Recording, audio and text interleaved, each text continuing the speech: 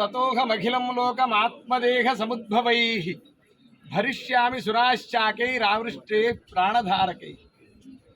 ఒకసారి లోకంలో 100 ఏళ్ల కరువు వచ్చినప్పుడు మునీశ్వరులంతా అమ్మవారిని ప్రార్థించారట. ఇప్పుడే మన ఎమ్మెల్యే గారు చెప్పారు, నాగిన రాజేందర్ రెడ్డి గారు గౌరవనీయులు.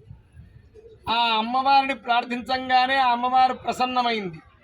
ఆమె శరీరం నుండి పలు విధములైన శాకములు అన్నపానామృత ఫలములు ఆవిర్భవించి లోకంలోని కరువును పోగొట్టింది ఆ జగన్మాత. అప్పటి నుంచి ఆమెను శాకంభరి అన్నారు. శాకంభరీం స్తువన్ ధ్యాయన్ జపన్ సంపూజయన్నమన్ అక్షయ్యమశ్రుతే శీఘ్రం అన్నపానామృతం ఫలం.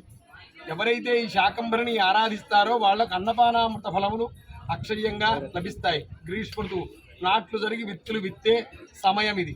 ఈ సందర్భంలో అమ్మవారికి శాకంభరి ఉత్సవాన్ని జగన్మాత ప్రీతిగా జరపడం వల్ల అతివృష్టి అనావృష్టి లేకుండా దేశం సుభిక్షం అవుతుంది, లోక కళ్యాణం జరుగుతుంది.